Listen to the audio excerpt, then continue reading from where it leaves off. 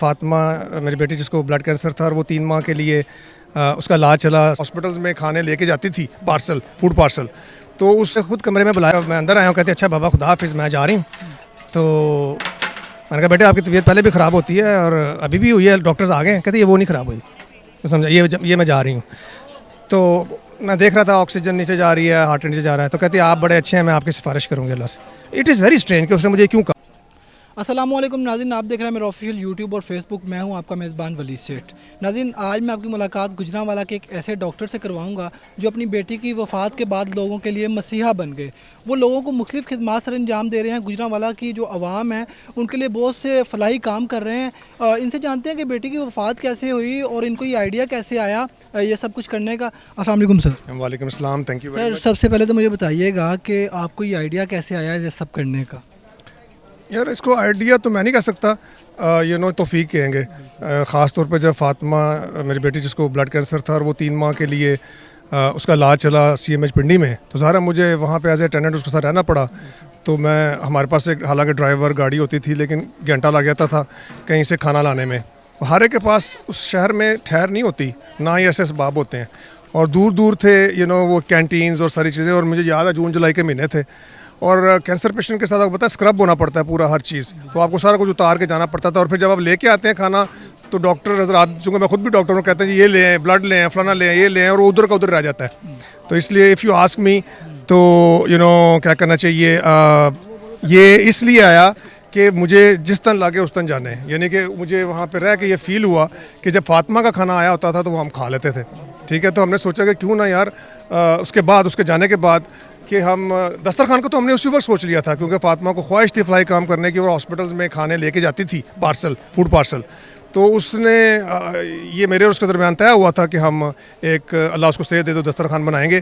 لیکن ظاہر ہے یہ دعا تو نہیں قبول ہوئی، اللہ نے یہ والی قبول کر لی. یعنی اس کی خواہش تھی کہ جب اگر میں صحیح ہوں گی تو میں یہ کام کروں گی.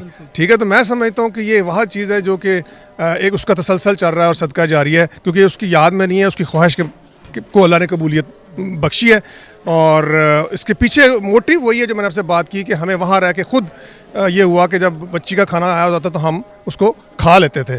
تو آئی تھاٹ کہ یہ کیوں نہ اگر ہم دسترخوان بنائیں تو شہر گلی محلہ میں لوگ پھر وہی آنے شروع ہو جاتے ہیں، وہ عادی بھی ہو جاتے ہیں. تو یہاں اس کا فائدہ یہ ہے ہاسپٹل کا کہ بیماری کے آزمائش میں مسافر دور دراز سے لوگ غریب بھی ہوتے ہیں، تو یہ بدلتے رہتے ہیں، اس کے بینیفیشریز بدلتے رہتے ہیں. ٹھیک ہے، آخری دفعہ بیٹی نے کیا وصیت کی تھی آپ سے؟ دیکھیں اس نے مجھے خود کمرے میں بلایا اور اس کی بڑا امیزنگ سین تھا. یعنی اس کا اللہ تعالیٰ نے دماغ کا اور روح کا رشتہ آخری منٹ تک رکھا، جیسے فلموں میں نہیں ہوتا.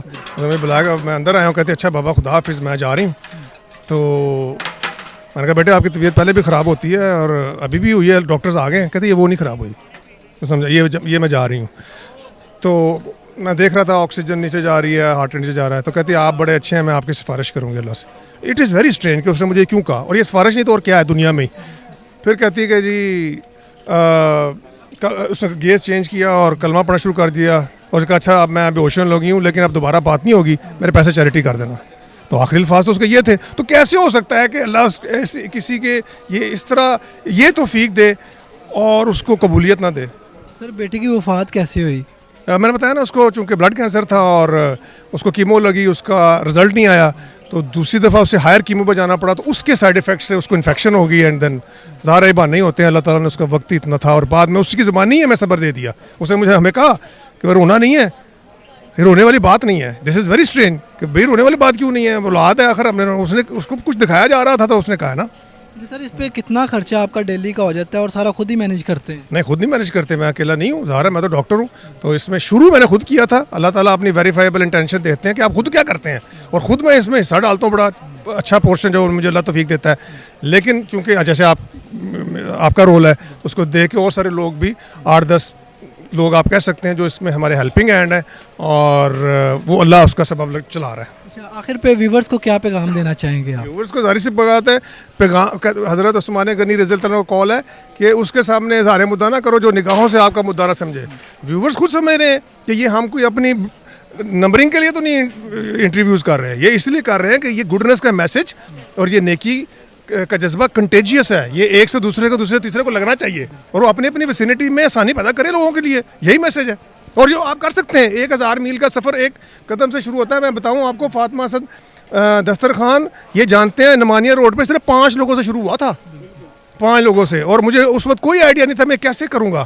بھائی میں ڈاکٹر ہوں نا, کوئی سیٹ تو نہیں ہوں کہ میں جگہ لوں, پھر میں کوک لوں, پھر میں ویٹر لوں, ساری چیزیں. وہ اللہ نے خود ہی ساری چیزیں پرووائڈ کر دی اور وہ چلتے چلتے یہ کارواں بنتا گیا. تو یہ میسج ہے آپ کے لیے کہ شیطان آپ کو یہ آپ کو بتاتا ہے کہ میگنیچیوڈ آف پرابلم بہت بڑا ہے, تم کیا فرق ڈال سکتے ہو. نہیں, تم ڈال سکتے ہو. یہ ایسے ہی ہے جیسے اللہ تعالیٰ کہتا ہے کسی نے اگر توبہ کرنی ہے مجھ سے تو یہ تو نہیں کہتا کہ 20-30 ہزار بندہ ڈال کے آؤ, کی کہنا ہے ایک بھی بہت ہے.